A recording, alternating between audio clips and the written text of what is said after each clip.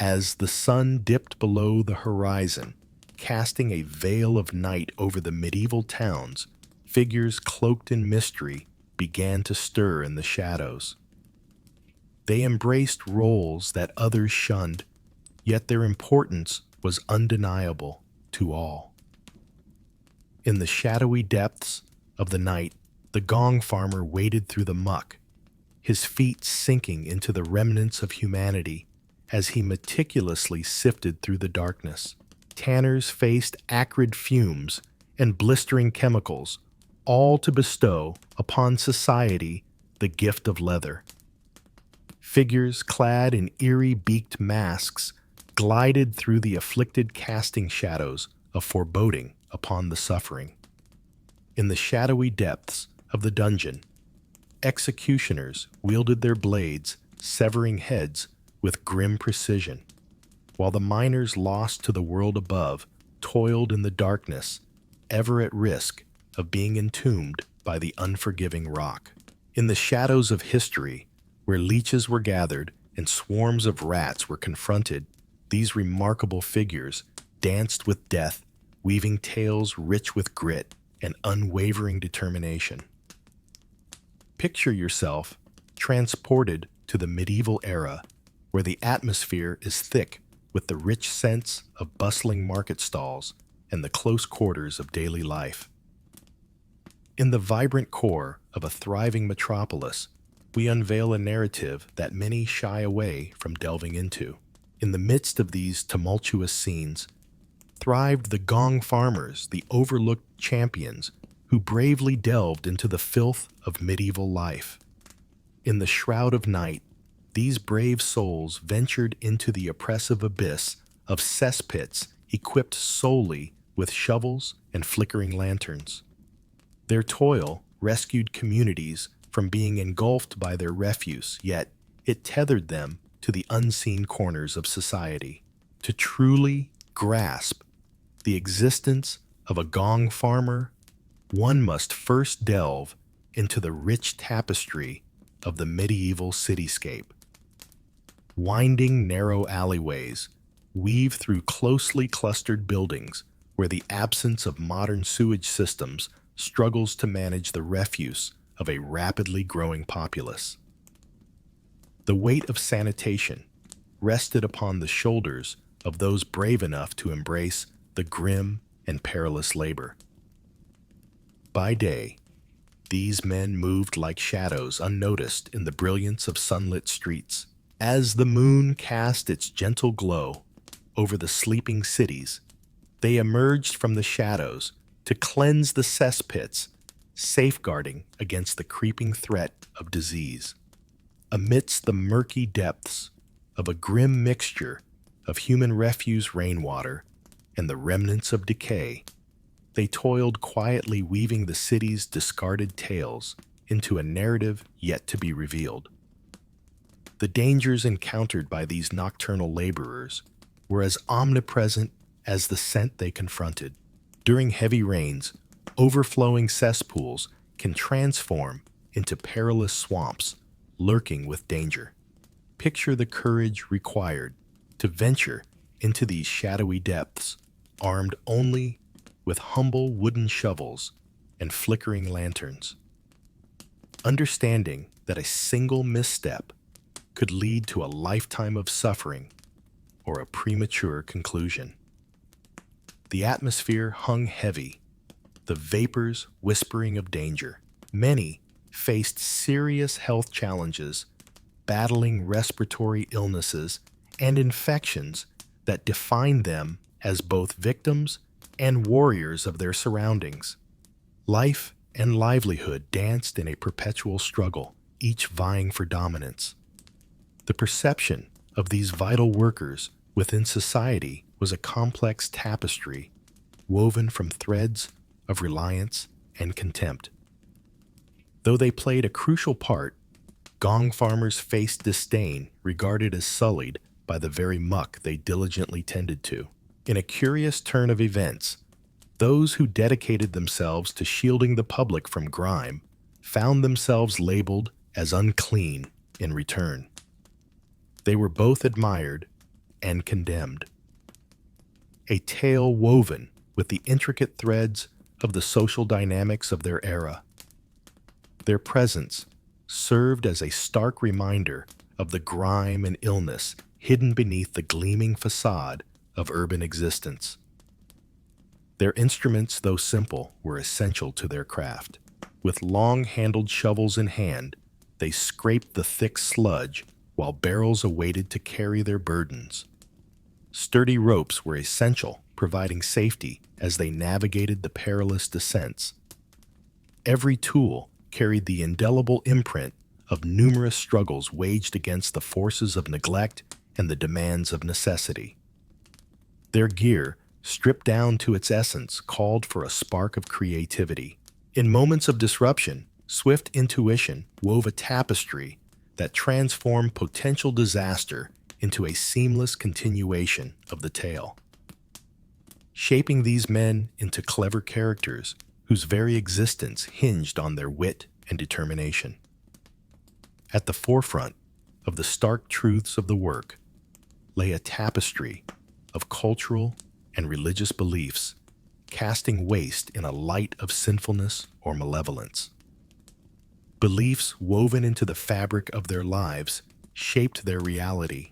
Some whispered that the foul odor was a sign of divine punishment, while others saw it as a necessary clash with their more primal urges. In a world where shadows danced between protector and outcast, the gong farmer found himself enveloped in a profound solitude of the soul. With unwavering determination, they wrestled with the ideals and fears reflected in the burdens they bore, crafting the moral narratives of their time through uncharted journeys. Despite their crucial contributions, the financial rewards were meager, scarcely sufficient to sustain their families. Their endeavors served as a cornerstone for the vibrant tapestry of city living. Yet their earnings bore no resemblance to such significance. They moved in the shadows of society, a haunting echo of a long-standing injustice where vital work goes unnoticed and unrewarded. The harsh truth of their poverty stands as a powerful reminder of the age-old imbalance where worth and reward seem to be at odds with one another. As the years unfolded, remnants of their presence wove themselves into the fabric of history. In the annals of history, legal documents, town ledgers, and social edicts stand as silent testaments to the existence of these overlooked guardians. Though the names of individuals may fade into obscurity, the chronicles resonate with their importance, quietly honoring their invaluable contributions. Every cesspit cleaned represents a chapter of resilience woven quietly into the fabric of collective memory, ensuring that their deeds, if not their identities, endure through the intricate threads of history. As we turn the page on this chapter, let us pause to contemplate the remarkable journeys of the gong farmers. At the fringes of society, their presence weaves a narrative of an enduring struggle, vital yet marginalized. In the hushed, shadowy corridors of medieval towns, where tales may not roar but whisper, we find echoes of a bygone era, a rich tapestry of resilience woven through trials and tribulations. Even as the shapes of medieval cities have transformed, the unending battles and unwavering determination of those laboring in their shadows still echo, prompting us to reflect on the quiet protectors of our current age. In the quiet corners of society, these guardians of well-being labor diligently, leaving their lasting marks on the tapestry of existence. In the medieval realm, leather held great significance, crafting everything from sturdy footwear and protective armor to elegant book bindings and reliable harnesses. Yet the journey of turning raw hide into usable leather was far from enchanting. Those who worked as tanners, often pushed to the edges of society, labored diligently in this essential trade. They commenced their journey with animal hides still warm from the butcher, adorned with scratches and remnants of fur. The metamorphosis began with a rather pungent ritual where the hides were immersed in a concoction of animal waste and urine. This immersion in grime distinctly separated tanners from the genteel circles of society. The journey of fresh hides evolving into usable leather was a captivating blend of artistry and a test of resilience. The tanners needed to summon their strength, grappling with the cumbersome hides at every stage of purification. Their workplaces, frequently distant because of the overwhelming odor, hung in the air like a haunting shadow, a curse upon the wind. This scent lingered around Tanner's home, seeping into their very being, etching a mark that defined them both in place and in community. Their work, a complex tapestry of necessity and revulsion, wove through the fabric of every medieval existence, casting tanners to the fringes of society. The tools, though simple, wielded a power that echoed through time, rooted in age-old techniques that had stood the test of centuries. In a tannery, the only adornments emerged from the skilled hands of the tanner, well versed in the texture of smooth salted hide. With mighty wooden paddles in hand, they stirred the bubbling vats of lime and water, a concoction designed to free the fur from its bonds. Then arrived the scraping tools, long metal blades that called for precision to strip pelts of hair and fat, a task that demanded both skill and strength. This challenging journey unfolded as a careful choreography of science and artistry, weaving together elements such as alum and oak bark in exacting order to transform the leather. Though often pushed to the fringes of urban life, tanneries wove a complex narrative, leaving behind a profound impact on their surroundings, frequently at the expense of the local environment.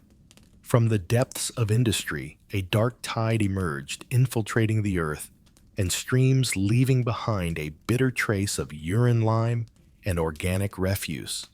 Nearby rivers flowed with a toxic blend that cast a shadow over the vibrant aquatic life within their depths.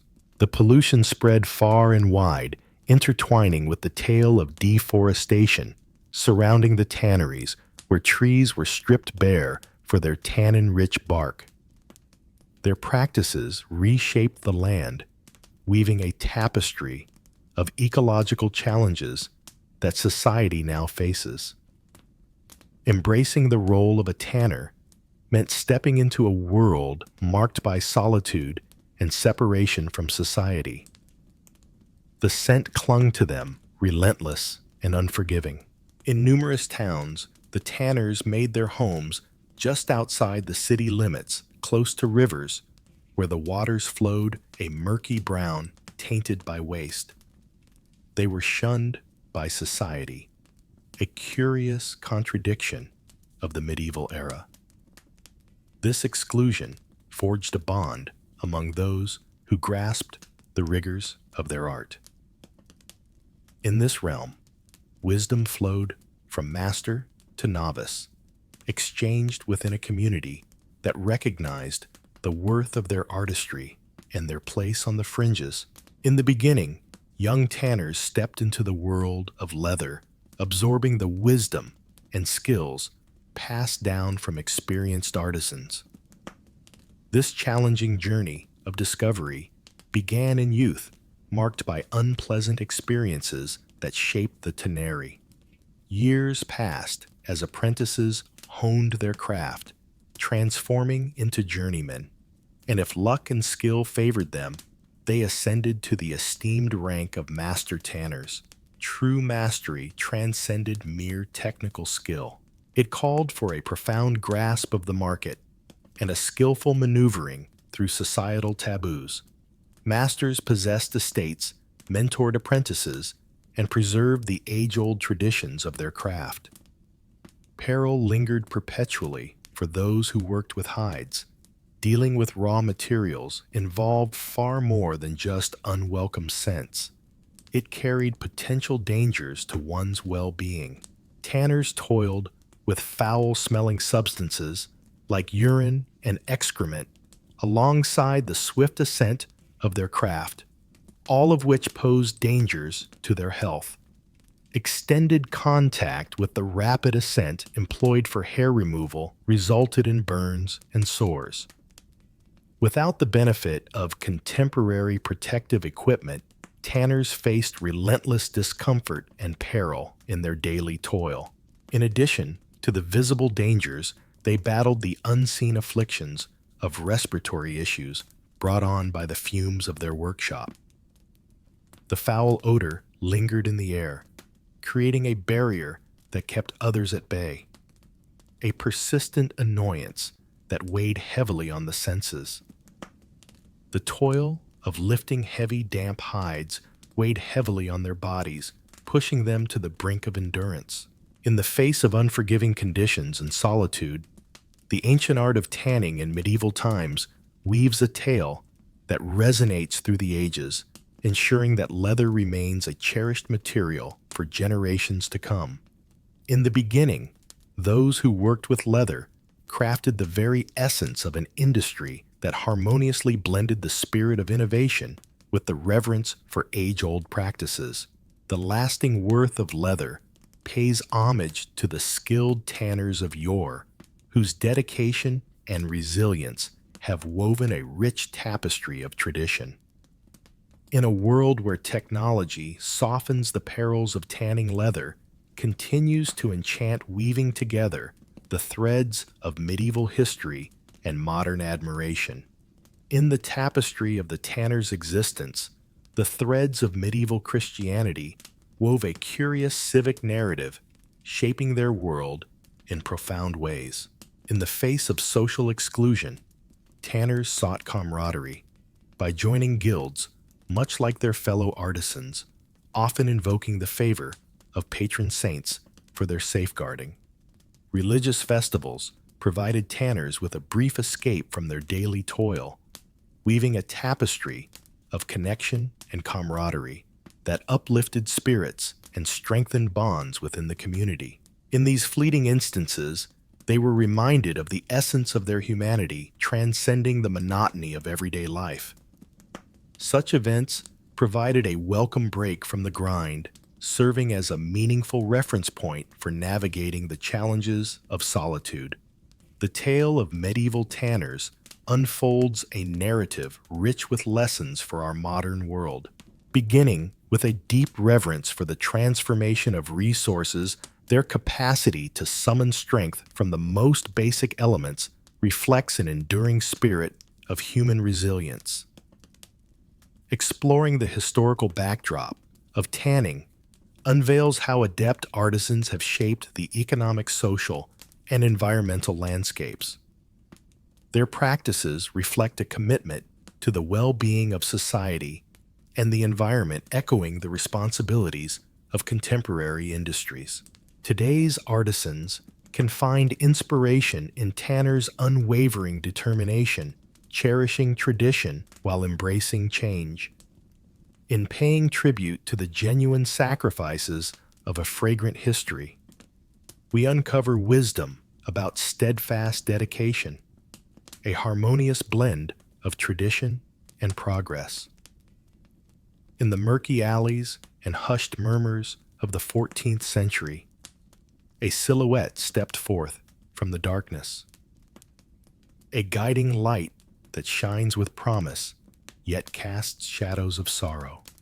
In the shadows of history, the figure of the plague doctor emerged, donning a haunting bird-like mask.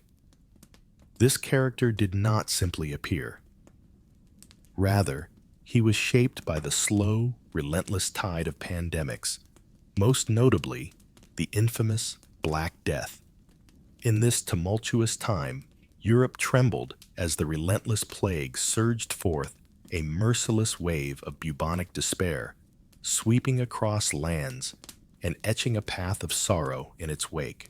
As the shadow of mortality loomed larger, the traditional healers found themselves adrift, their age-old methods struggling to navigate the overwhelming tide of the crisis. Out of this murky abyss of dread and hopelessness, the figure of the plague doctor emerged, a final attempt to restore harmony amidst the ceaseless turmoil. In the shadowy realms of history, the figure of the plague doctor emerges cloaked in mystery and adorned with a beaked mask. This haunting visage was born from the misguided miasma theory, which falsely linked the spread of the plague to the foulness of the air around us. The musks were filled with fragrant herbs, a desperate endeavor to cleanse the air and ward off illness. In truth, they shielded not against the bacteria that brought forth the Black Death, yet they crafted a psychological barrier, a semblance of agency amidst the overwhelming tide of despair. This chilling figure, both dreaded and admired, emerged as a grim omen, a sign that the end was upon us. Adorned in a coat of waxed fabric, topped with a wide-brimmed hat, and donning that notorious mask, they embodied a blend of practicality and myth, crafted to shield while shrouding themselves in an air of mystery. Each element of the plague doctor's garb held a haunting significance. The wax-coated overcoat stood as a barrier against the tainted fluids of the afflicted, while the wide-brimmed hat marked their esteemed medical status, and the cane served as a tool to inspect patients from a safe distance. This accessory serves as both a means of separation and a lens for scrutiny, emphasizing their position, balancing the dual roles of healer and harbinger of fate. In this forsaken stage of a plague-stricken Europe, these figures glided like phantoms, stirring fear in the hearts of the communities they encountered. Every manifestation served as a haunting echo of the hidden danger that hovered within the very air they inhaled. The endeavors of plague doctors, striving to traverse the murky boundaries between emerging science and deeply ingrained superstition, were as somber as they were sincere. In a time when the mysteries of bacteria remained hidden from understanding practices such as bloodletting and leeching steeped in the ancient humoral theory were widely accepted. These procedures, flawed and frequently deadly, mirrored the frantic attempts to bring harmony back to those suffering. In the grand narrative of health, the focus shifted from mere treatment to the art of prevention. Quarantine emerged as a powerful instrument, meticulously applied to separate the afflicted and impose stringent actions to halt the spread of illness. It was the plague doctors who chronicled the harrowing toll, and in some dark moments, they even approved the fiery destruction of homes tainted by infection. Yet they embodied so much more than their actions. Just their arrival would signal the ominous onset of a plague's approach. Their daunting attire and futile potions transformed them into embodiments of dread, somber echoes of our tenuous hold on the fleeting nature of life. In the hiring of plague doctors, communities forged a solemn agreement, a delicate exchange of collective endurance for the protection of the solitary soul. Their dedication is unwavering. Yet these medical professionals navigate a landscape fraught with peril, often underappreciated and undercompensated. Yet some were captivated by the calling driven by a selfless spirit, or the enchanting promise of noble healing yearning to rise in stature even at a significant price. Their appointment wove together a curious tapestry of strength and solitude. Material gains were scarce. The psychological toll was immense, as these doctors wove through scenes filled with unending agony and desperation. Amidst the solitude that accompanied their label as harbingers of the end, communities regarded them with a blend of distrust and awe. Ensnared in the intricate dance of protector and outcast, As they moved among the communities, plague doctors navigated a complex relationship, teetering on the edge of necessity and fear. Their arrival heralded the undeniable presence of plague, transforming them into shadowy figures in the eyes of the populace. Though fear loomed large, these doctors stood as delicate pillars of hope, albeit a chilling one. This solitude propelled them deeper into their existence as the quintessential outsider phantoms haunting their own domain. This image breathed life into the urban legends that enveloped them. Whispers of tales born from fear lingered in the shadows of thought, tales of shadowy forces and brewed elixirs, tales that cloaked the starkness of truth. Throughout Europe, the figure of the plague doctor transformed in response to the ever-changing tides of culture and disaster. Across the landscapes of Italy, with its vibrant tales to the more austere traditions of Germany, and the opportunistic threads woven through England's stories, the figure stood as a poignant constant, a symbol of hope that echoed through varied narratives. Amidst the swirling mists of smoke and the weight of ancient beliefs, they pressed onward. Their careful documentation and isolation strategies lay the groundwork for future public health practices. Amidst significant missteps, their presence suggested a nascent grasp of epidemic management, a glimpse into the science that was destined to unfold. Today, the enduring legacy of the plague doctor remains intricately interlaced within the rich fabric of art and literature. With a touch of artistry and deep meaning, these mysterious figures stand as enduring symbols, evoking an era when the practice of healing donned a haunting visage. Within the tapestry of cultural memory, their images linger, embodying a spirit of resilience that stands firm against the looming specter of mortality. They serve as a testament to humanity's unwavering battle against the dark forces of nature. In the dimly lit alleys and resonant squares of medieval towns, the executioner emerged as a pivotal character, a figure shrouded in mystery, both dreaded and crucial in upholding the fragile balance of order. With their very hands, they shaped the law into something concrete, casting them into the complex dance of enforcer and societal pariah. As the hangman's noose tightened or the axe fell, the weight of their actions defined them as pivotal figures in the realm of morality. To behold their craft was to catch a fleeting glimpse of the community's shadowy rites of justice, deeply rooted in the conviction that through such harshness, the fabric of society remained unblemished. Many executioners took up the grim role passed down through generations, or found themselves ensnared by the weight of debt or the grip of desperation, leading them into this infamous profession. It was seldom a matter of preference, rather a heavy solitude that accompanied it, a stark line clearly etched between them and the ordinary world.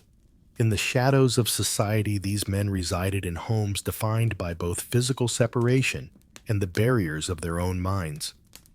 Locations where secrets faded beneath the executioner's gloom.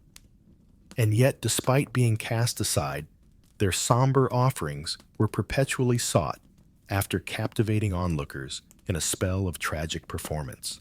This role, shrouded in the mystery of masks and hoods, enabled executioners to traverse the public sphere with a carefully constructed identity that balanced fear and reverence.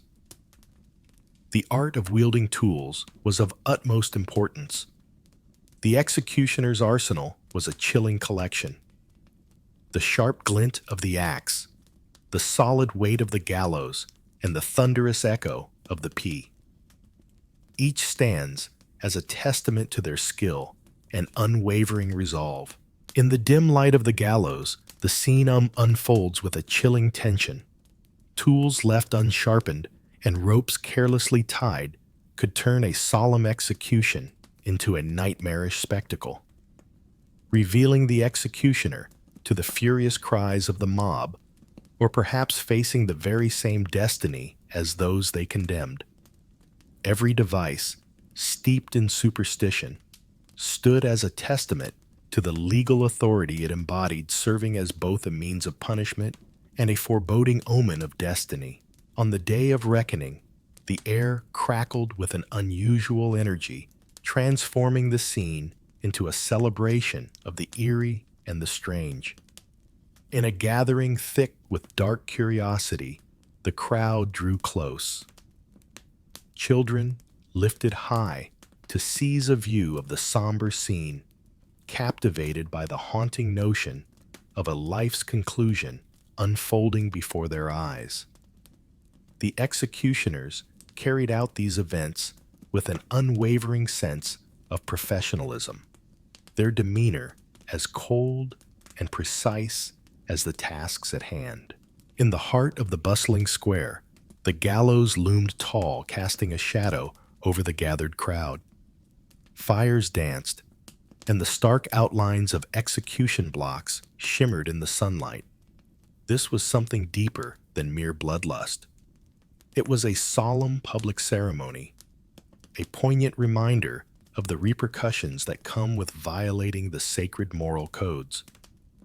The diverse techniques reflected the rich tapestry of medieval Europe. In the shadowy realm of execution, where the English gallows stood as a grim testament and the French sword whispered of noble endings, each method unfolded a narrative steeped in the essence of justice, intricately woven with the threads of local customs and societal hierarchies. The flames embraced the heretics, their anguished cries weaving through the curling smoke. A blazing cleansing as declared by the community. Those who betrayed were met with the harrowing sight of quartering, the betrayal painted in striking fragments. The stark methods highlighted the far-reaching grasp of the law while revealing the intricate layers of morality in the medieval era. Taking on such a role came with a heavy price, marked by the judgment of society cast aside by those living nearby. Executioners dwelled in a haunting realm of fear and an uneasy reliance. Their minds twisted by endless cycles of demise, their feast of mortality presented not with enthusiasm, but with acceptance. Though they enjoyed a level of financial security that surpassed that of ordinary tradesmen, their wealth felt more like a burden than a blessing, pulling them away from the embrace of societal acceptance. In the realm of narratives, accounts unfolded of executioners encountering a fate that mirrored the very essence of poetic justice. Some ultimately encountered the consequences of their lethal artistry, confronting the very tools they had once commanded. Such narratives, whether softly murmured or boldly proclaimed, painted a vivid picture of the eternal waltz, where destiny and vengeance intertwined.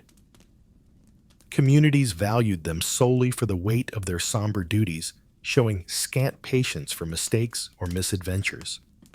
As time flows onward, the art of the executioner has transformed into a tale of legend, a symbol of both the brutal realities of the medieval era and the solemn waltz with justice that weaves through the shadows of history.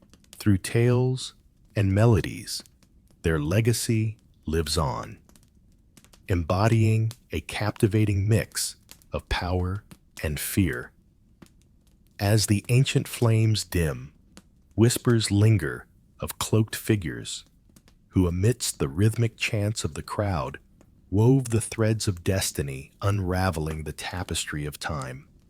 Reflecting on their tales casts a profound light that reveals humanity's unwavering dance with mortality and retribution, inviting deep thought on the current state of justice.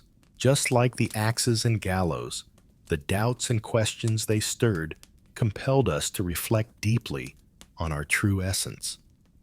In their ghostly forms, we uncover a stark truth about the fierce energy of power, always showcasing the delicate balance upon which society hangs, a poignant reminder of the recurring patterns of existence wrapped in the shadowy fabric of our past.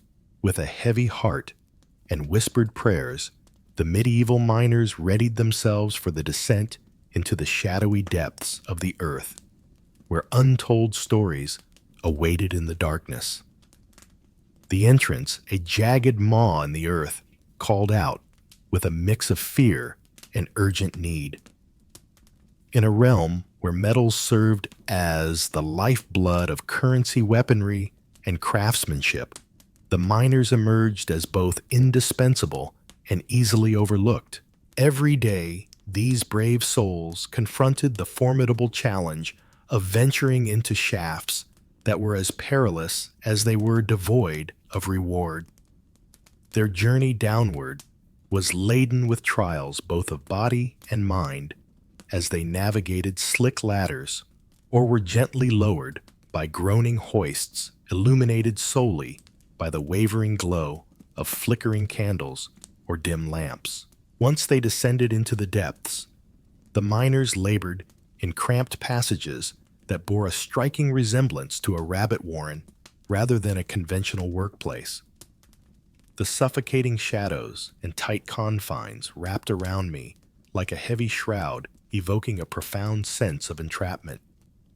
With air so stale, it loomed like a shadow, ready to extinguish both their lights and their spirits. In a realm untouched by the sun, they toiled with humble tools, pouring their sweat and determination into the relentless stone, extracting the treasures hidden within its harsh embrace. With every dawn, these men confronted a harrowing decision: venture further into danger, or resurface with nothing holding on to the belief that one more effort could reveal a treasure trove deserving of their toil. In this hidden realm beneath the surface, inhaling was fraught with peril, as the swirling dust and noxious fumes transformed each breath into a risky wager. Silica dust born from the relentless dance of striking rock lingered in the air like a ghostly veil. Its fine particles stealthily infiltrate the lungs, laying the groundwork for enduring ailments. Though fully aware of the perils that lay ahead, the miners forged onward, each cough echoing the heavy toll of the treasures that awaited them above. Stone powder clung to hair and clothing, creating a chalky veil that smothered and tormented. In the shadows, unseen, foes awaited the dampness of the air, thick with the threat of choking and the peril of fire, silent gases poised to strike with a sudden deadly force. Tales frequently emerged of individuals who barely evaded such calamities, whispers of ethereal blue flames dancing upon ceilings, a haunting omen of impending fate. Miners honed an instinct for survival, finely tuned to the faintest shifts in air pressure or temperature that heralded peril. Yet in the face of all precautions, nature occasionally revealed its capricious side, resulting in heart-wrenching tragedies that enveloped entire communities in sorrow, as they came to grasp that each life lost was a heavy toll for the very metals that sustained their existence. Armed with nothing but basic implements, such as sturdy picks, hammers, and chisels, miners engaged in a relentless struggle against the very depths of the earth. These tools, though simple in design, were crucial and demanded precision, leaving no space for mistakes or weariness. A miner's hammer became a part of his very spirit, shattering stone and drawing forth the treasures concealed within the earth's embrace. Every blow was intentional, a measured gamble in the unyielding cadence of toil that reverberated through the tunnels, mirroring the pulse of the mine as workers labored ceaselessly, their muscles taut with each swing. Injuries danced in and out of lives, sometimes brief, yet often leaving a lasting mark on the journey ahead. In the depths of the earth, where shadows dance and whispers echo, a simple task can swiftly transform into a tale of disaster. Collapsed tunnels, falling rocks, or an ill-fated strike can weave a narrative of unexpected peril. The medical aid available was basic at best, frequently proving ineffective in the face of such profound trauma. Infections spread like wildfire, leaving wounds exposed to the relentless stone dust, beckoning a tale of enduring agony. In the face of countless injuries, the miners carried their heavy loads with unwavering resolve, fueled by the deep-seated obligation to support their families who awaited them with bated breath above ground. The constant presence of water loomed as yet another daunting challenge. As the miners delved deeper into the earth, water began to trickle through the fissures, gathering in pools and turning the once sturdy ground into a perilous quagmire.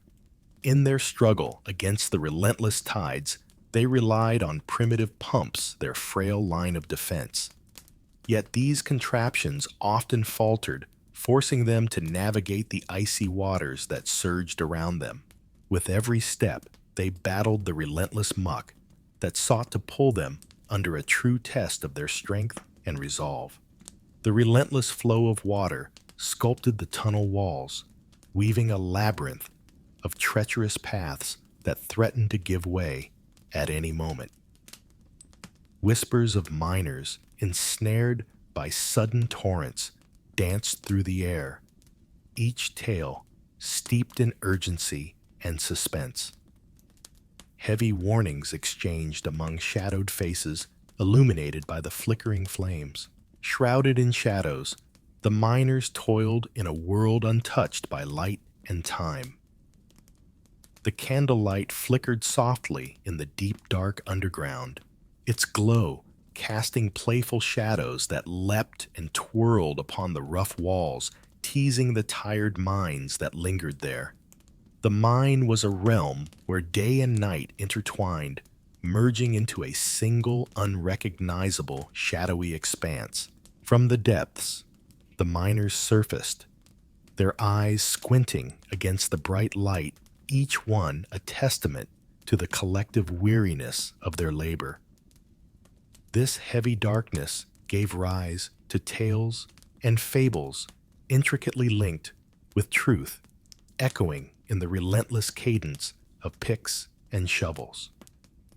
Whispers of restless souls ensnared in ruins or lost to the depths of floods wove through the air, serving as cautionary narratives that urged patience and reverence for the land.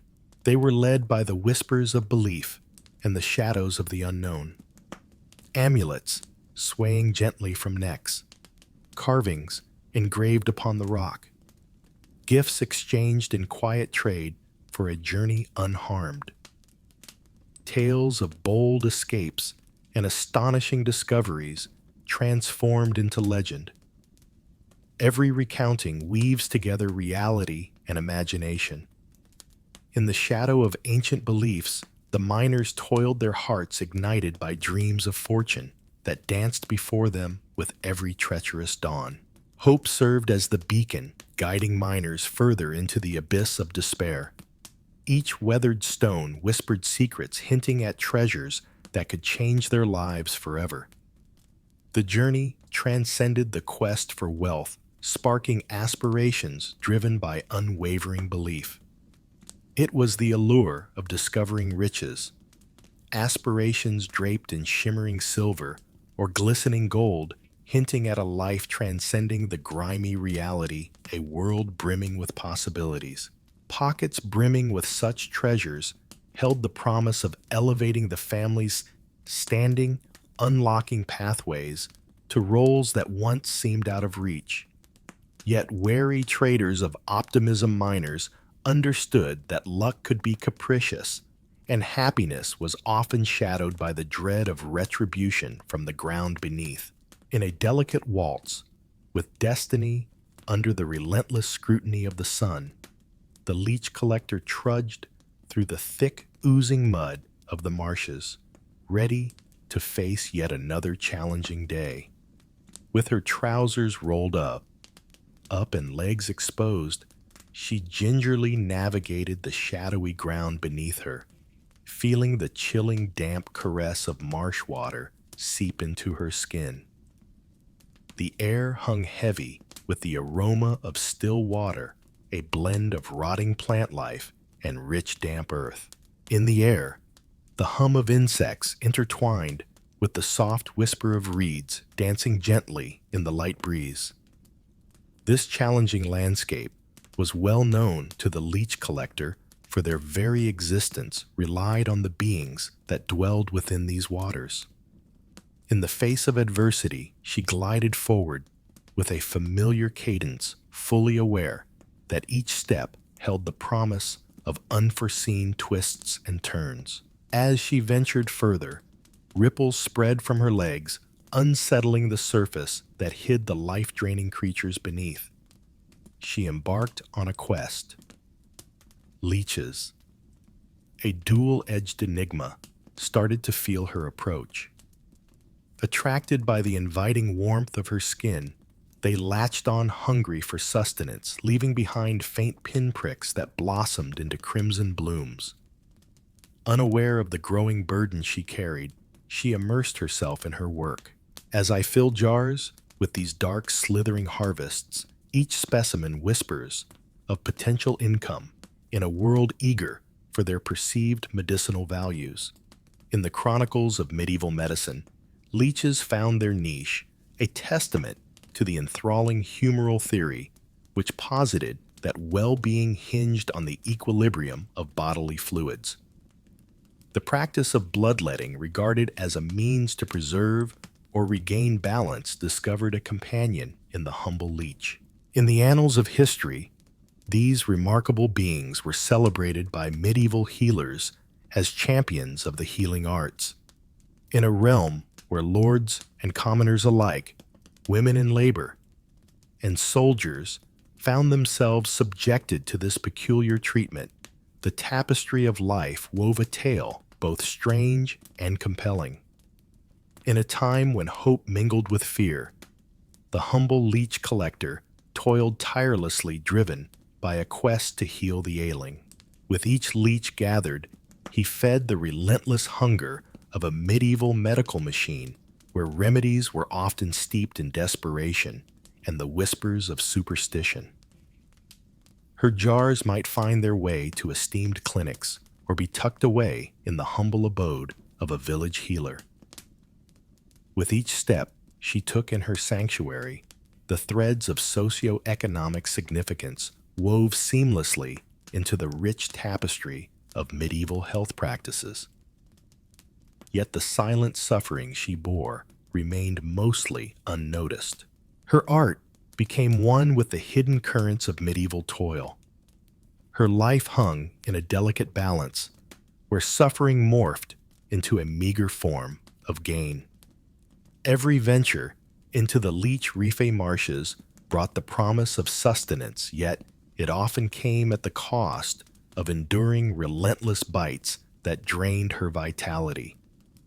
The relentless flow of crimson often left her feeling lightheaded and frail. Yet the harsh realities of medieval existence rarely offered her a different path. The allure of leeches drew collectors into this subtly treacherous endeavor, offering just enough reward to keep them engaged. Observers may view the leech collector through a lens of unsettling intrigue and contempt. Her existence was far from the noble adventures spun in legends. Instead, it was a life reflected in the depths of shadowy waters. Collectors wove themselves into the fabric of marginalization, gathering just enough for their ever-expanding collection of experiences ensuring their place in a world intricately tied to the paradox of suffering. This deep, wistful longing for stability, embodied by each wriggling leech clinging to her legs, became both her heavy burden and an oddly comforting refuge. Enduring the daily trials of blood loss, forged collectors into steadfast symbols of resilience. As the leeches clung to them, they bore their small weights until their duties were fulfilled, then carefully detached the tenacious beings. The relentless absence drained her, not only in body, but in spirit. It shaped her mind, weaving an unending tale of effort and respite, all cloaked in the unpredictability of survival. In the face of adversity, collectors forged a darkly clever resilience, honing their physical endurance for a role that could swiftly take its toll. Experienced collectors developed an unusual resilience to the countless nibbles endured, skilled at managing limited energy supplies while staying attentive despite unease. Whispers filled the air about a dreamlike heaviness that softened thoughts into a haze, a contemplative realm accessible only when tethered to the essentials of existence. The marshland, a realm of both fortune and misfortune, ignited within them an unyielding determination, a spirit shaped by steadfast resilience in an environment where each day unfolded like a new chapter of endurance. In the tapestry of medieval life, the threads of poverty and economic desperation wove a narrative predominantly embraced by those from the lower echelons of society. The pursuit of leeches provided a modest yet vital stream of income. It was a vocation that flowed through the veins of families, a heritage shaped by fate rather than desire. In a world where leech markets are ruled by powerful merchants and medical professionals who offer meager compensation, collectors find themselves ensnared in a relentless cycle of subsistence living on the fringes of society. In addition to their medicinal applications, leeches wove themselves into the rich tapestry of medieval superstitions and symbolism. In certain communities, these entities were seen as bearers of extraordinary powers, embodying the essence of eternal life, or serving as enigmatic healers, guiding the way to wellness. Others looked upon them with trepidation, perceiving these bloodsuckers as the very embodiment of disease or reflections of malevolence. The marshes transformed into a realm of legend, where collectors emerged as enigmatic figures straddling the delicate boundary between esteemed guardians of wisdom and misunderstood outcasts. In the quiet embrace of remote wetlands, their craft unfolded, weaving a life steeped in solitude and isolation. In their pursuit, collectors discovered an unusual bond, a link to the natural world that danced on the edge of the ethereal. The marshes stood as both sanctuary and trial, bestowing comfort and a profound insight into their journey, nurturing strength that transcended the boundaries of the wetlands. It was a bold journey, driven by an unwavering spirit, persevering through the isolation of toil and the apathy of the world around. In the shifting tides of the medieval world, where knowledge blossomed and medical marvels emerged, the leech collector's role transformed from a vital necessity to a mere whisper of a bygone era. Yet their legacy endures a vivid tale of survival, resilience, and mastery.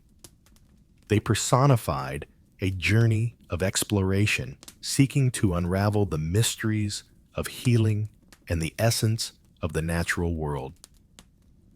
Their narratives echo larger themes that strike a chord with today's listeners. In the face of challenges, resilience emerges, weaving a delicate harmony between humanity and nature, while skills are sharpened through trials. If this peculiar glimpse into medieval existence piqued your interest or your appetite, show us some love with a like. If you crave more raw narratives from the shadowy corners of history, join us at Medieval Grime. We present our past with a hint of smoke, a touch of salt, and a dash of playful mischief. Thank you for joining me on this journey. Keep that raw spirit alive, and we'll gather again by the warmth of the flames. In the shrouded light of a medieval dawn, a young lad, frequently of noble birth, set forth on the solemn journey to become a squire.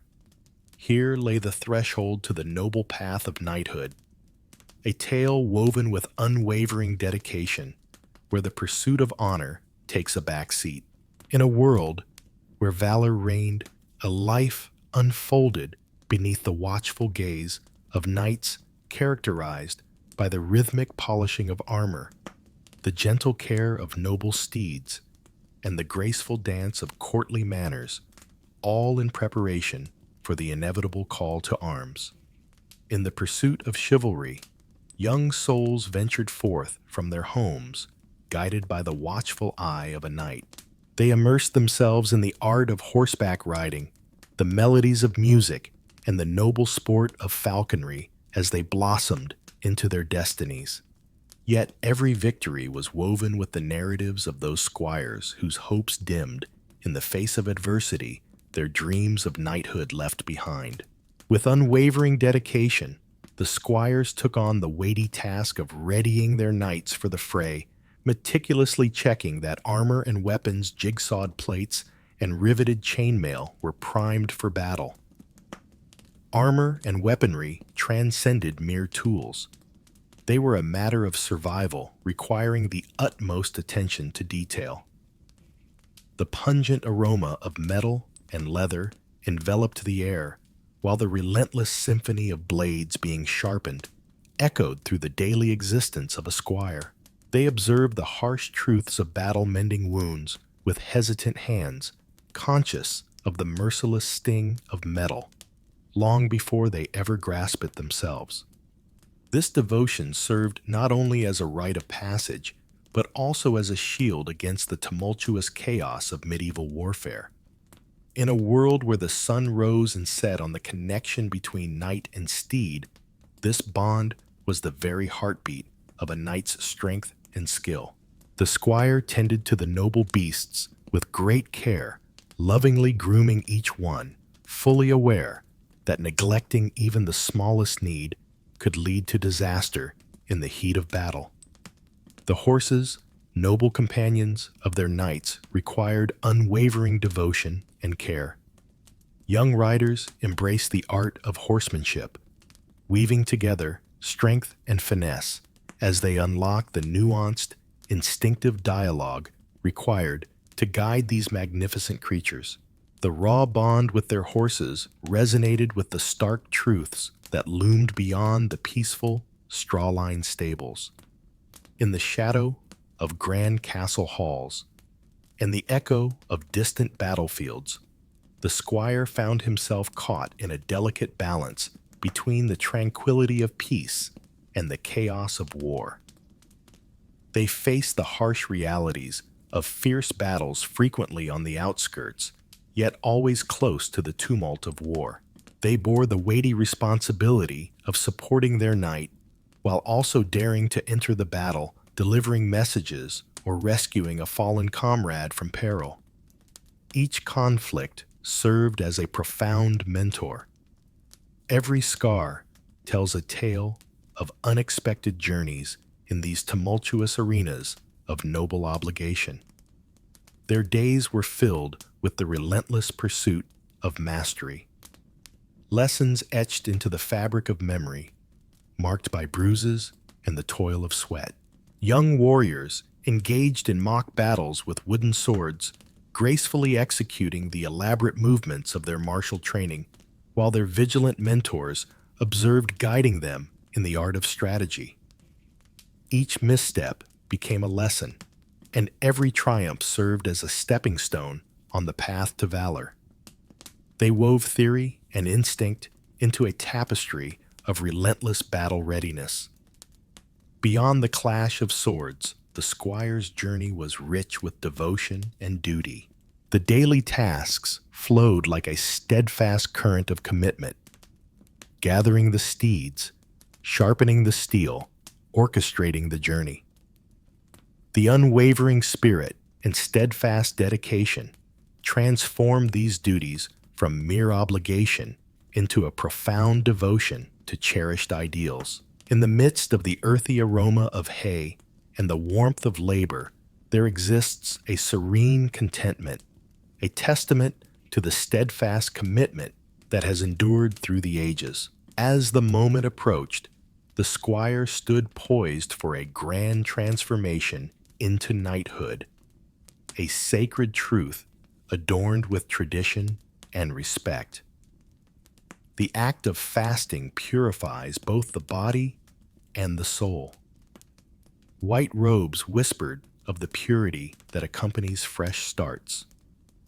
On bended knee, beneath vaulted ceilings, resonating with prayer and promise, they were bestowed with a sword, a spur, a shield, emblems of their honorable mission, now completely fulfilled. For those who triumphed this ceremony stood not merely as a rite, but as a celebration of the unwavering spirit forged through the trials faced along this challenging journey. Tournaments shattered the dullness of their existence, filled with thunderous crowds and the grand spectacle of noble displays. In these grand events, squires took center stage, orchestrating the logistics and ensuring the knights were primed for action, all while the festival life pulsed with energy around them. In a realm brimming with intrigue and honor, they embarked on their journey as eager learners, navigating the intricate tapestry of alliances and the allure of prestige. With the jousting field so near, a multitude of dreams of valor and glory began to blossom. In each lesson and every exchange, the squires embraced the chivalric code, a guiding principle weaving through their dreams and ambitions. With hearts full of bravery, steadfastness, grace, and integrity, they absorbed the lessons of the noble knights who had traversed these very paths long before. This code rose above the chaos of the battlefield, urging the squires to ponder and evolve its influence, resonating deeply within the corridors of power and the fabric of society. As the squires neared the end of their quest, they found fleeting moments of contemplation amidst the whirlwind of their responsibilities. Their journey unfolded like a tapestry, woven with threads of shadow and light innocence, intertwined with a steadfast spirit transcending mere roles and brimming with the wisdom of every hard-earned lesson. Every battle witnessed beneath the watchful gaze of the stars, night after night. A profound mark was made, weaving together honor and courage into the very fabric of their existence. For every night of revelry, a multitude of squires lingered in the dim light, their stories untold. Observers of the grand tapestry of human existence, where legend and fact intertwined gracefully to weave their timeless narrative. In the shadowy depths of medieval times, the rat-catcher rose as an unlikely yet vital character within the complex tapestry of society. In the lively streets of towns and the serene nooks of the countryside, rats skulked, bringing with them the ominous whisper of disease. The rat-catcher, equipped with simple traps and the keen instincts of a born hunter, emerged as the silent protector of society, standing watch against these constant yet rarely noticed adversaries. As human populations swelled, the rat troubles intensified, transforming urban landscapes into thriving havens for infestations. These creatures were not just simple pilferers of grain. They were unsuspecting bearers of ruin. At the crossroads of existence and demise, rat catchers found themselves both scorned for their association with loathsome beings and revered as guardians of the community's well-being. From the shadows of need emerged the rat catcher, a figure embodying the remarkable ability of humanity to adjust and thrive in the face of challenges. In a world woven with contradictions, they flourished, held in high regard for their vital contributions, yet cast aside for their unsettling alliance with the creatures of the shadows. Their knowledge, though not rooted in formal science, was rich with the wisdom of experience. Through countless trials and the ebb and flow of rat populations, a narrative of perseverance and discovery unfolded. A quiet yet powerful presence amidst the tumult of the bubonic plague's onslaught. The rat catcher's labor, though dark, was vital to the survival of medieval life, intricately woven into the fabric of a society perpetually battling hidden dangers. The existence of a rat catcher unfolded as an unyielding journey through the dimmest corners of the world. Equipped with humble instruments, such as traps clubs, and now and then ferrets, they embarked on journeys into the shadowy corners of barns and the lively heights of ladders, even venturing into the feared medieval cesspits.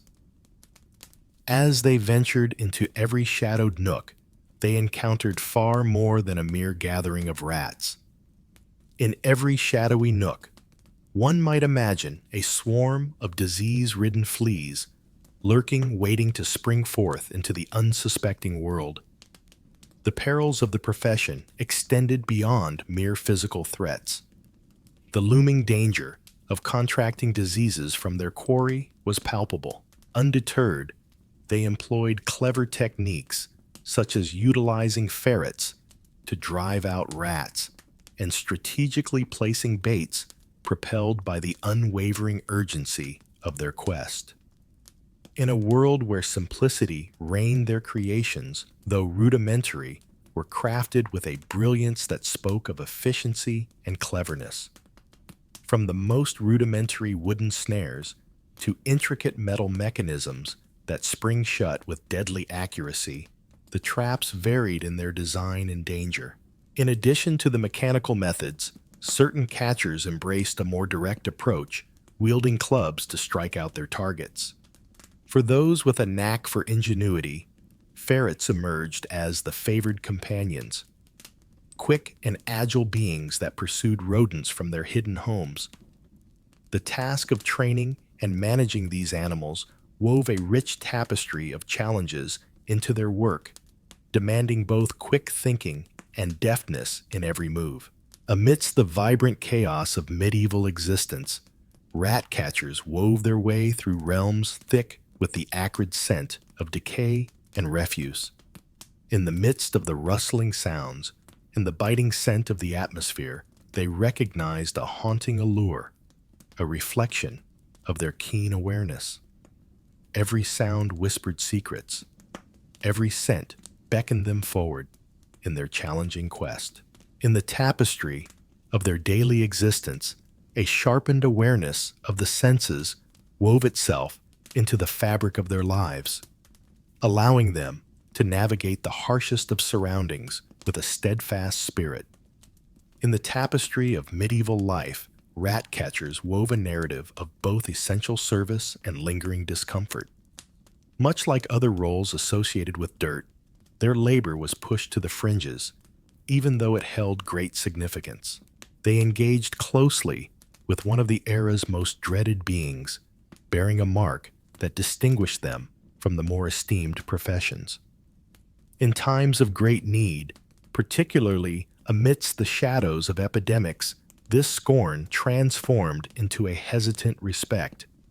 In a world where shadows loomed large, the rat catchers emerged as unsung heroes, standing firm against the relentless wave of disease that threatened to engulf the land. Their skills, often overlooked but essential, brought to light a recurring theme throughout the ages. In the quiet corners of existence, there were those who toiled tirelessly, their hands weaving the very fabric that held society together.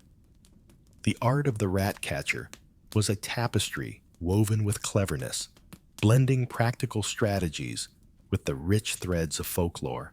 With potions brewed from fragrant herbs and snares crafted from a blend of knowledge and folklore, they captured the essence of a bygone era's creativity. In shadowed corners, the boundary between reality and myth softened, casting rat catches as mysterious figures gliding between the realms of the ordinary and the extraordinary. The tales they spun, whether murmured by the flickering flames or exchanged amidst the bustling market, enriched their enigmatic presence, a legacy that mirrored both their artistry and the apprehensions of their community. Amidst the shadows of a plague-ridden world, rat catchers emerged as enigmatic figures weaving their narratives of resilience and survival on the outskirts of society. In the shadow of plague outbreaks, they rose to prominence, becoming unlikely champions in a world fraught with danger. In their relentless battle against the rat populations, their endeavors intertwined with the very essence of public health. While their contributions may have slipped through the cracks of history, the wisdom and expertise they possessed quietly influenced the foundational strides in early epidemiological endeavors. In their unawareness, they embodied the intricate tapestry of medieval society, woven with threads of desperation and resilience in the face of disease. In the flickering glow of the fire, rat catchers wove narratives that danced on the edge of laughter and dread. These tales wove a vivid tapestry of their artistry and personas, featuring cunning rodents, outsmarting their captors, and audacious flights from towns besieged by disease. Moreover, the annals of history, local accounts, or the works of chroniclers occasionally provided insights into their significance during times of plague. While minimal and subtle, these accounts illuminated their crucial role in sustaining community well-being, revealing society's reliance on their often overlooked efforts. From the enchanting tales of medieval folklore to the practicalities of contemporary pest control, the legacy of the rat catcher weaves a narrative that transcends the mere presence of these creatures in history. Though today's pest control methods are advanced and rooted in scientific understanding, they stand on the shoulders of those overlooked pioneers whose determination and creativity paved the way. In the tapestry of culture, their tales persist in folklore, echoing a collective human battle against the perils of our surroundings, a narrative that resonates deeply as we traverse a world reshaped by the passage of time and advancement. In the medieval realm, charcoal served as the very essence of advancement. It ignited the fires where artisans molded iron into essential tools, protective armor, and countless other vital creations of the era. Yet how seldom do we take a moment to reflect on the lonely spirits who shaped this dark gem. In the heart of ancient forests, away from the clamor of towns and villages, mysterious figures known as coal burners or callers navigate the fragile balance between flame and existence, becoming ethereal presences within the woodland shadows. As essential as the resource they generated, coal burners were an unseen ensemble. Their lives wove together within the shadowy grasp of the forest. In the shadows of civilization, coal burners wove a tapestry of existence amidst the murmuring trees. Decrees and mandates cast them into solitude, forging a group of almost forgotten souls. Shrouded in mist and mystery, they turned wood into the essence of existence itself. Though seldom recognized for their hard work, their isolated way of life cultivated a resilience as sturdy as the ancient oaks that loomed overhead and as fraught with danger as the darkness that enveloped them. In that moment, they wove a tapestry of movement, with the very essence of the earth around them. Amidst the struggle for existence, they thrived on the humble offerings of bark and berries, skillfully evading the lurking dangers of both man and beast. They faced the weight of ancient fears, as thick and tangled as the very foliage surrounding them, carving out a sanctuary in the wild. The journey from raw wood to the rich velvety black of charcoal is one that requires a mastery cultivated through countless generations. As the earthen kilns rose like geometric mounds, the callers engaged in a dance of precise timing and control, weaving their craft with skill and intention. They gently persuade the wood to transform, avoiding any fiery eruption. Carefully nurturing every stack with keen observation and unwavering resolve. The interplay between combustion and charring was a fine dance demanding a keen awareness of air currents and temperatures. Success brought forth a bountiful reward as the creation fueled the very heart of society. In the shadow of failure, disaster loomed, turning what should have been treasures into mere ashes, while wildfires raged through the forest, fueled by a furious wrath. Their hands told tales of toil and dedication, each scar a testament to their craft. Soot-stained hands, calloused from the relentless task of building fires, spoke of their craft as clearly as the lingering scent of smoke that clung to them like a familiar, brooding companion. The villagers, aware of the unique presence and vibrant essence of these woodland specters, both acknowledged and kept their distance from them. Though they play an essential part, coal burners find themselves on the fringes of society, essential yet forever distant, capturing the timeless interplay between humanity and the natural world, balancing on the edge where human desire collides with the raw power of the elements. In a realm rich with whimsical notions, these creators held a mystical place in the medieval mind's eye. Their command of flame and timber hinted at a connection to forces that transcended ordinary comprehension, portraying them as beings touched by the ethereal, or perhaps even as enchanters in the hushed stories shared by the warmth of the hearth. In the dimness, the coal burners found themselves haunted by visions both real and imagined, born from the depths of their fatigue and isolation. Visions intertwining with the tangible as the uncanny weaves tales of spirits during their solitary watch in the dim, wavering glow.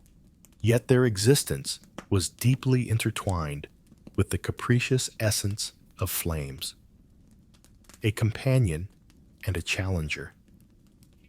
Any moment of inattention might spiral into disaster, turning inspiration into an adversary, devouring not only effort, but existence itself. Each successful batch of charcoal emerged as a victory over adversity. It was a jubilant gathering where the shadows of fear danced just beyond the flickering flames, whispering to the revelers of their delicate lives nestled within the capricious embrace of the forest. Though they remained aloof, coal burners held a significant place within the community, even as the societal frameworks maintained a barrier between them and others. The villagers, with a heavy heart, turned to their craft for solace, a quiet recognition of the delicate web that binds us all in the intricate waltz of survival. Still, the haunting uniqueness of these forest inhabitants lingered, shaping a relationship with the town that was marked by carefulness and practicality. Connected by need rather than comfort, their realm was not merely a man's world. Women journeyed through the perilous trails toward mastery. Shrouded in the shadows of time, these remarkable women embraced the legacy, carrying it forward with steadfast resilience and ingenuity. In the heart of the forest where shadows danced and whispers of the past lingered, they forged their paths, some crafting new legacies, others honoring the memories of lost loves. With unwavering spirit and cleverness, they navigated the rugged terrain of their craft, challenging the boundaries of traditional roles as they stood shoulder to shoulder with the men all under the vigilant eyes of ancient trees. As the clock of history ticked forward, the Industrial Revolution signaled the end of their cherished craft. The advancing mechanical era, with its emerging technologies and industrial growth, brought forth a time where the warmth of manual craftsmanship seemed to fade away. The landscape shifted, and the once vibrant legacy of the coal burner slipped quietly into the shadows of memory. Yet even in the shadow of modernity, their haunting presence remains resonating through the corridors of history in stories like Shadows Stretched Long by a Fading Flame. In their being lay the essence of human tenacity, a narrative woven from a life danced upon the brink of nature's embrace. Whispers eternally woven into the essence of the forest, and the flames they ignited ages past. In the age of knights and castles, the midwife found herself at the fragile intersection of existence and demise. With a steady presence and skilled hands, she provided support during the miracle of childbirth, well before the days of contemporary hospitals and medical professionals. In the soft glow of home births, unfolded, guided by midwives who through the ages wove their ancestral wisdom into the fabric of life, each tradition a cherished spell passed down through time. They occupied a crucial and distinctive role, frequently the most enlightened in the realm of birth, possessing wisdom that intertwined the realms of the practical and the mystical. As expectant mothers confronted the mysteries ahead, the midwife emerged as a guiding light, blending knowledge with solace amidst the tumult of labor. Yet her role extended far beyond the mere act of bringing new life into the world. With unwavering assurance, the midwives stood as trusted guides, offering wisdom and support during the journey of pregnancy.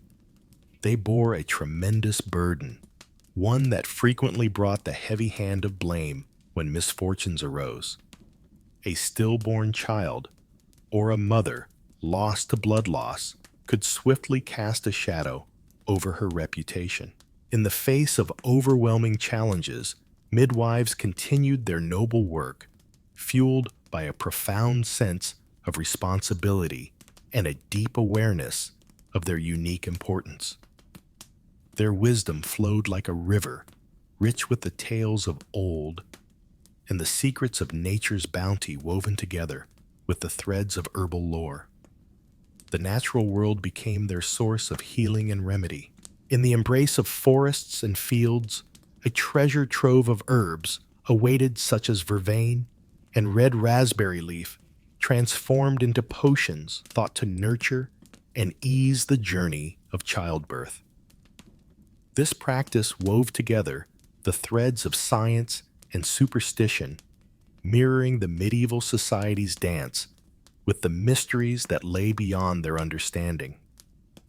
Herbal brews marked the dawn of a captivating journey. In the sacred dance of life, midwives wove together rituals and charms, their ancient wisdom, a protective shield against the countless perils that accompanied the miracle of childbirth. Charms dangled and spells murmured. They wove their way through the delicate balance of healing arts and enchantment, a line as indistinct as the hazy atmosphere of a bygone era's dwelling. The arrival of a child was steeped in rich customs and rituals, a shared journey adorned with traditions that are both holy and worldly. As the waves of labor began to rise, The birthing room transformed into a sanctuary of warmth, surrounded by the comforting presence of female relatives, while the air was infused with the rich aroma of burning tallow. The midwife, a beacon of serene command, wove together a tapestry of prayers and actions, all aimed at soothing the spirits or saints that lingered in the air. As the atmosphere shifted, the room became a sanctuary of reverence. In a world where male physicians lingered on the periphery, summoned only in times of dire need, the midwife thrived within her sacred realm, embodying the vital essence of life's beginnings. The journey to becoming a midwife unfolded over years of immersive apprenticeship, a tale woven with the threads of real-world challenges. In a world where knowledge flowed like a river, aspiring midwives gathered to witness the art of healing. They listened intently to the tales of anatomy, herbalism, and the delicate dance of human connection, each lesson a thread woven into the fabric of their craft. This hands-on education proved vital, as did the understanding of the emotional and societal intricacies that accompany the journey of childbirth. In a time when written medical texts were scarce, for women, midwives became the keepers of wisdom, sharing their knowledge through the art of storytelling, a treasure trove of secrets handed down from one generation to the next. They found themselves in a delicate balance within society. Midwives held a dual place in society, celebrated for their skills, yet shadowed by suspicion. They were essential, guiding new life into existence and traversing the varied tapestry of society, from humble peasants to the heights of nobility. This unique freedom opened the door to a rich tapestry of social interactions. Yet their stance was laden with peril. Whispers of witchcraft dance in the shadows, casting a pall over a lifetime of dedicated service, as accusations of negligence threaten to unravel the trust and respect painstakingly built over the years. Midwives navigate a landscape fraught with not only the natural perils of childbirth, but also the shadow of societal doubt that looms over their vital work. The reality of mortality rates weighed heavily upon them as they toiled in environments that lacked both cleanliness and the benefits of contemporary medical advancements. Challenges like obstructed labor or infection wove themselves into the fabric of their everyday struggles. Yet, in the face of adversity, midwives remained steadfast and unwavering. The overlooked champions of endurance in a realm where a single miscalculation might spell disaster. The shadow of witchcraft accusations loomed large, casting midwives as likely scapegoats whenever misfortune struck. Their mastery of herbs and charms, essential to their craft, could easily be distorted into claims of wickedness. The fear that gripped them was palpable. In moments of turmoil, the collective fury of society could swiftly turn upon those who dwelled in the enigmatic realms that lie between existence and oblivion. In a world fraught with peril, midwives found themselves navigating a treacherous path, balancing the display of their healing prowess with the ever-looming threat of doubt and suspicion. Amidst the heavy shroud of witchcraft, midwives played a pivotal role in shaping the art of birth and the customs surrounding it, crafting narratives that deepened the tapestry of medieval culture. These narratives, rich with hope and fierce survival and triumph, cultivated a sense of community and functioned as both lessons and legends. Through narratives woven through generations, midwives shaped the cultural understanding of womanhood and family. a legacy that resonated through the realms of literature and art, where they frequently emerged as embodiments of wisdom and enigma. The practice of midwifery unfolded differently across various regions, each shaped by the unique tapestry of local customs. In England, the church held sway over many practices, while in Italy, midwives operated within guilds benefiting from organized supervision. In the enchanting Nordic regions, where diverse climates weave tales of survival, remote communities crafted their own narratives of adaptation. Here, indigenous wisdom intertwined with European methods, creating a rich tapestry of ingenuity and resilience. Every midwife's practice echoed the unique traits of her community, creating a small world of cultural exchange. As the years unfolded, the remarkable legacy of medieval midwives wove the very fabric of what we now recognize as modern maternal care. What was once considered outdated has now been embraced anew, weaving its way into modern practice with a fresh perspective. As midwifery transformed, blending scientific progress with age-old care, the fundamental purpose of steering life's crossroads stayed constant. This enduring tale, woven with threads of resilience and adaptability, has shaped families and communities through the ages.